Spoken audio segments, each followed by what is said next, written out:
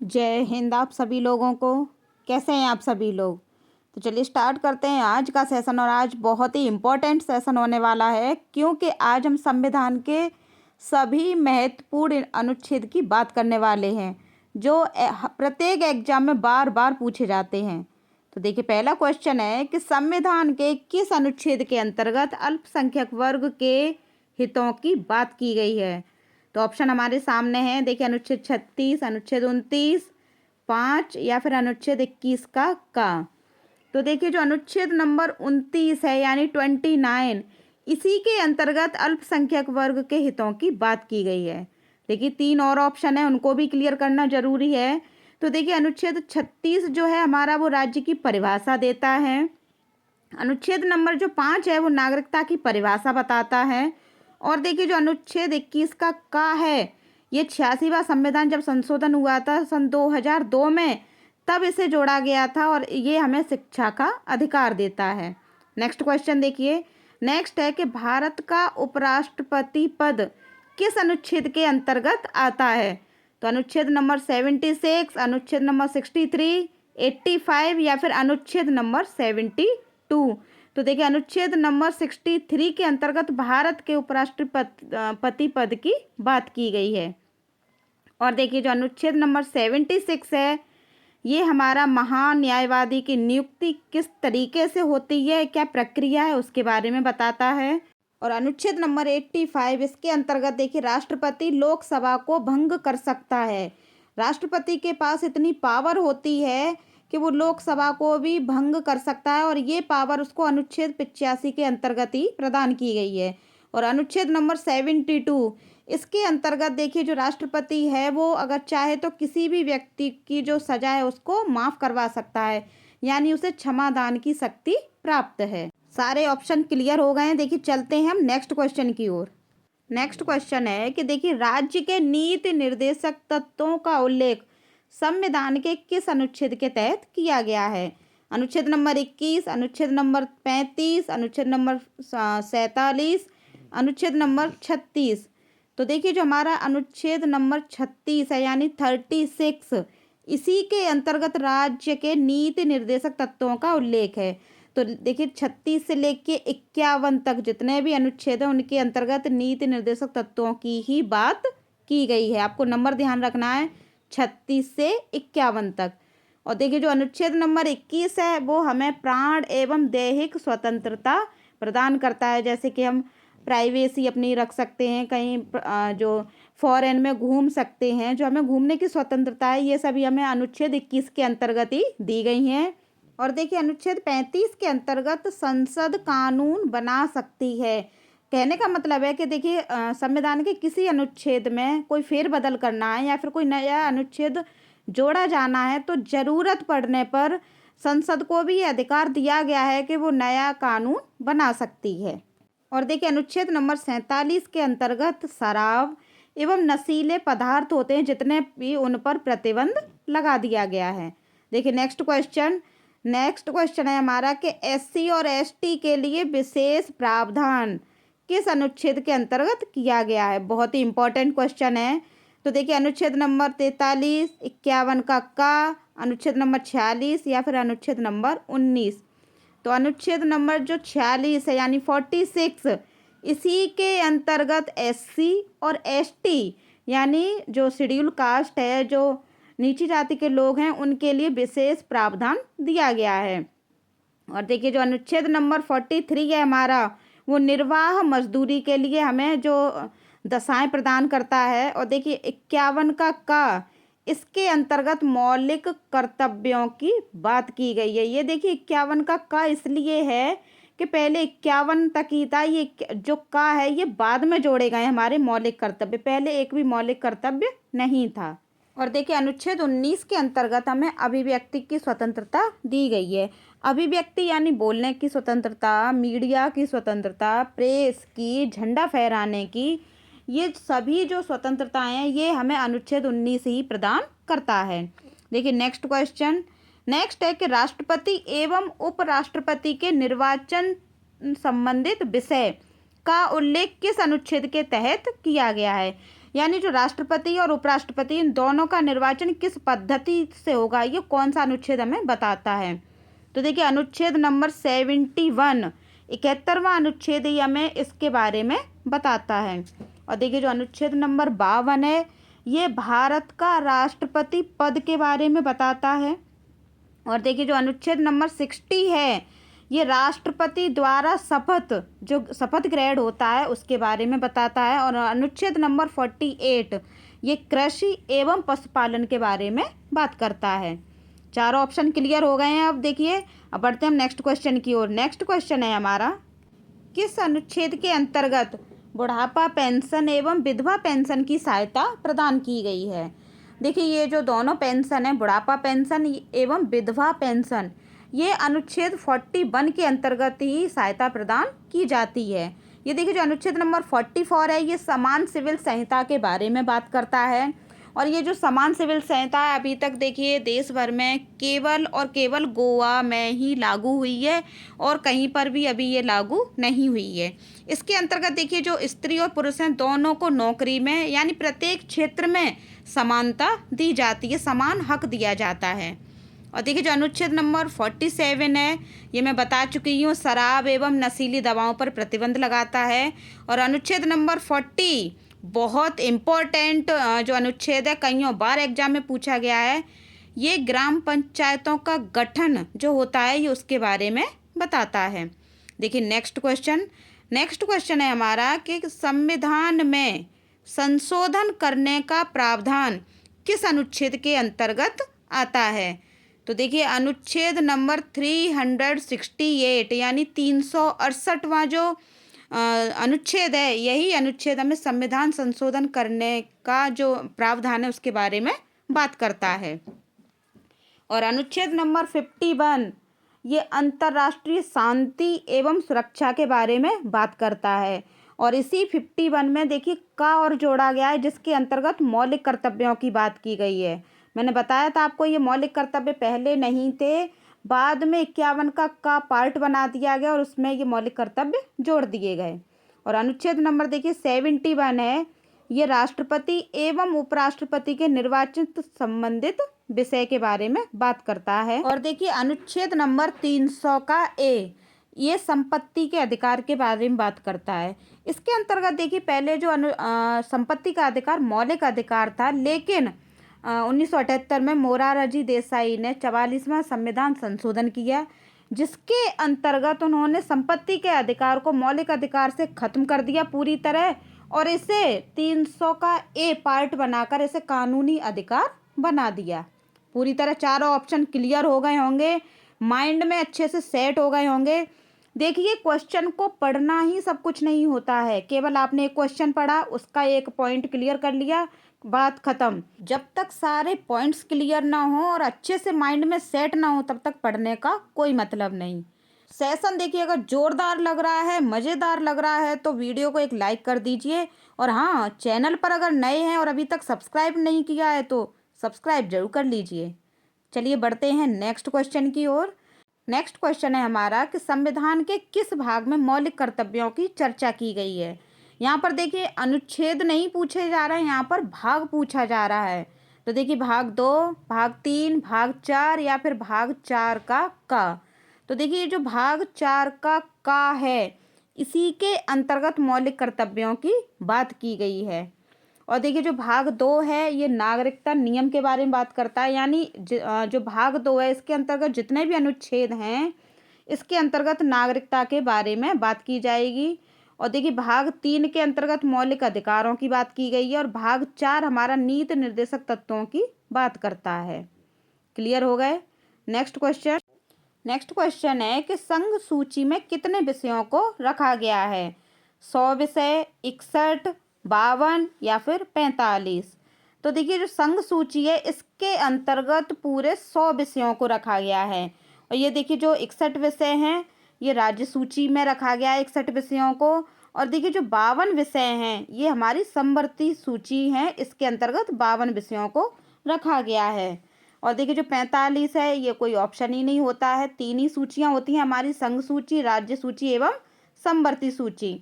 तो संघ सूची 100 विषय, राज्य सूची 61 विषय और समवर्ती सूची 52 विषय। तीनों ऑप्शन क्लियर।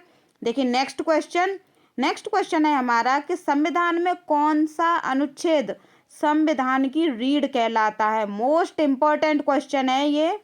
तो देखिए अनुच्छेद नंबर 24, 19, अनुच्छेद 60 या फिर अनुच्छेद नंबर 342। तो देखिए जो अनुच्छेद नंबर 19 है इसी को संविधान की रीढ़ कहा जाता है, क्योंकि इसी अनुच्छेद के अंतर्गत हमें अभिव्यक्ति की स्वतंत्रता दी जाती है। इसी के अंतर्गत हमें बोलने की स्वतंत्रता, प्रेस की स्वतंत्रता, झंडा फहराने की, मीडिया की, इसी तरह की जितने भी हमें फ्रीडम दी गई है वो अनुच्छेद 19 के अंतर्गत ही दी गई हैं। इसी के कारण इसे संविधान की रीढ़ कहा जाता है।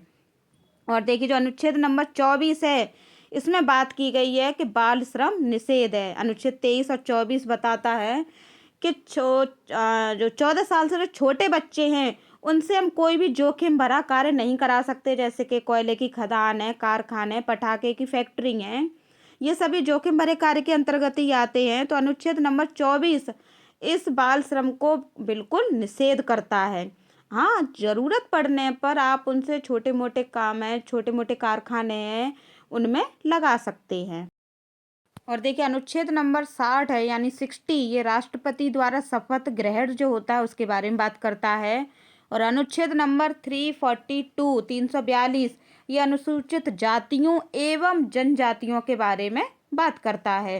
सारे पॉइंट्स क्लियर हो गए। अब देखिए नेक्स्ट है कि शिक्षा, समाचार पत्र एवं प्रदूषण नियंत्रण ये जो विषय हैं ये किस सूची के अंतर्गत आते हैं।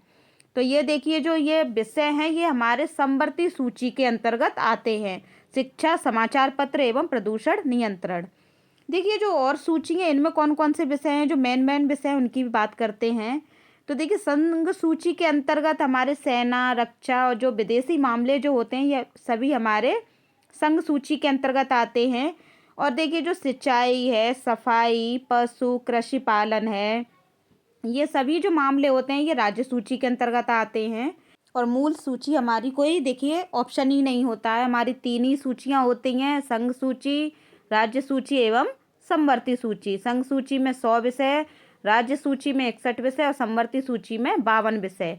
मैं विषयों की भी चर्चा कर चुकी हूँ और कौन कौन से विषय हैं देखिए उनको भी मैं बता दिया।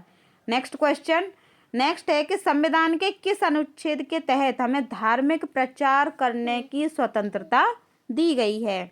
तो देखिए अनुच्छेद नंबर 25, इसी के अंतर्गत हम अपने धर्म का प्रचार कर सकते हैं। और देखिए अनुच्छेद नंबर 368 है, 368, ये संविधान में संशोधन करने का प्रावधान बताता है। और देखिए जो अनुच्छेद नंबर 123, 123, ये संसद मिश्रित काल में राष्ट्रपति को अध्यादेश शक्ति प्रदान करता है। कोई भी देखिए पॉइंट अगर आपको बड़ा लगता है तो उसको तुरंत नोट कर लीजिए, क्योंकि आज के टाइम में प्रत्येक एग्जाम में जो संविधान है उससे क्वेश्चन बहुत ज़्यादा पूछे जा रहे हैं। और देखिए जो अनुच्छेद नंबर 148 है ये नियंत्रक एवं महालेखा परीक्षक के बारे में बात करता है। अब देखिए नेक्स्ट क्वेश्चन है हमारा कि संविधान के किस अनुच्छेद के तहत संसद को विशेषाधिकार प्राप्त हैं। तो देखिए अनुच्छेद नंबर 105 यानी 105वां अनुच्छेद हमारा संसद को विशेषाधिकार प्रदान करता है।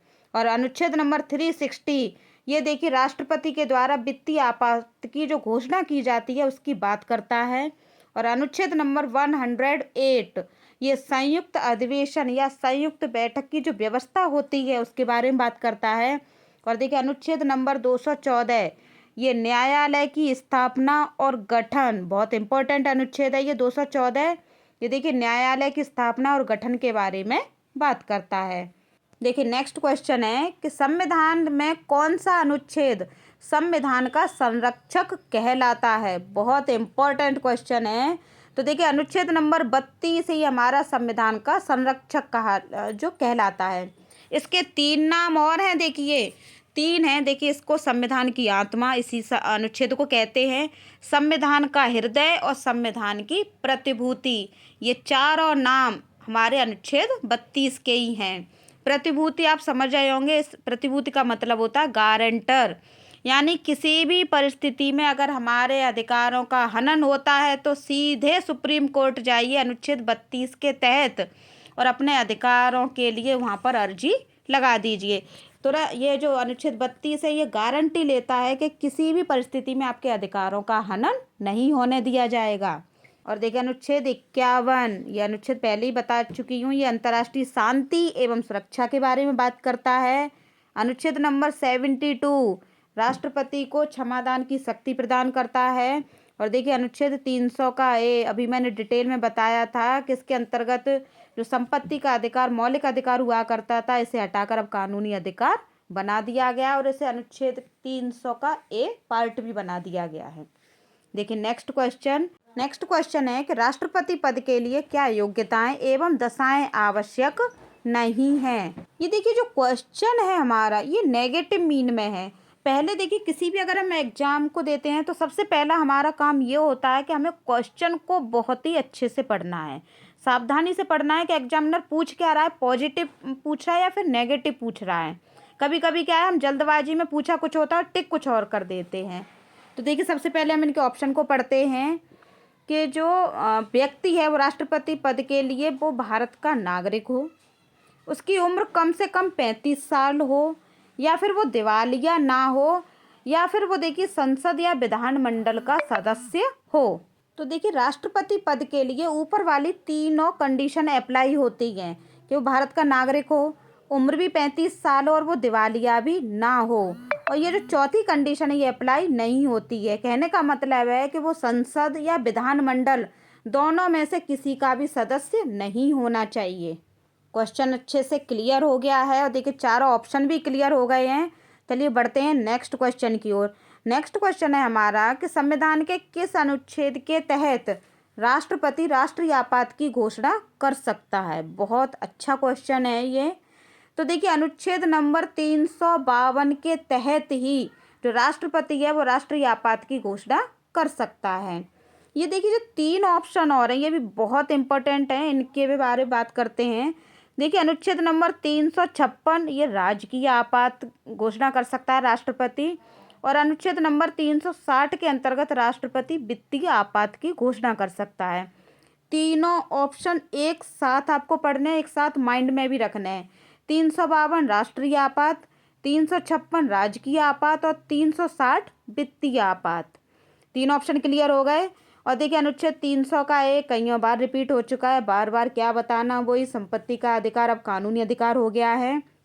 लेकिन ऊपर वाले तीनों ऑप्शन बहुत इंपॉर्टेंट है, तीनों को माइंड में अच्छे से रखना है बस। चलिए बढ़ते हैं नेक्स्ट क्वेश्चन की ओर।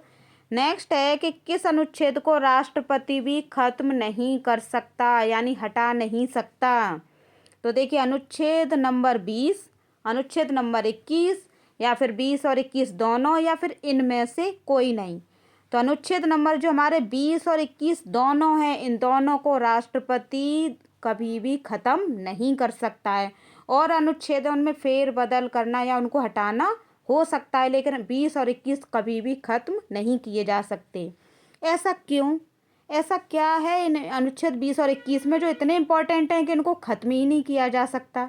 तो देखिए अनुच्छेद नंबर 20 है ये दो सिद्धि में संरक्षण प्रदान करता है, और अनुच्छेद 21 ये प्राण एवं दैहिक स्वतंत्रता देता है हमें, इसलिए ये दोनों बहुत इम्पोर्टेंट है, इनको राष्ट्रपति भी खत्म नहीं कर सकता।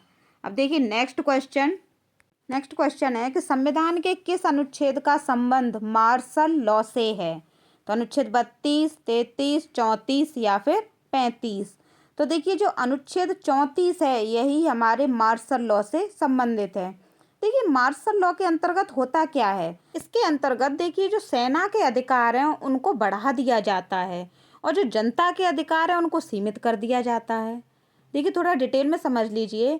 मान लीजिए दो देशों में आपस में युद्ध छिड़ गया और एक देश ने दूसरे देश को जब जीत लिया है, तो ऐसी परिस्थिति में जीतने वाले देश की जो सेना है उसके अधिकारों को बढ़ा दिया जाता है, और हारने वाली जो देश है उसकी जो जनता है उसके अधिकारों को खत्म कर दिया जाता है पूरी तरीके से, जिससे कि वहाँ पर विद्रोह ना पनप सके। देखिए अनुच्छेद 32 के अंतर्गत हमें संवैधानिक उपचारों का अधिकार दिया गया है, और देखिए अनुच्छेद 33 के अंतर्गत कुछ लोगों के लिए मूल अधिकार सीमित कर दिए गए हैं, जैसे कि देखिए सेना है, राजदूत है, मीडिया है, इनके जो मूल अधिकार हैं कुछ हद तक इनको सीमित कर दिया गया है। और देखिए अनुच्छेद नंबर 35 के अंतर्गत जो संसद है कुछ परिस्थितियों में संसद भी कानून बना सकती है। अब देखिए नेक्स्ट है कि इनमें से कौन सा मूल अधिकार केवल भारतीयों के लिए है। बहुत अच्छा क्वेश्चन है जी।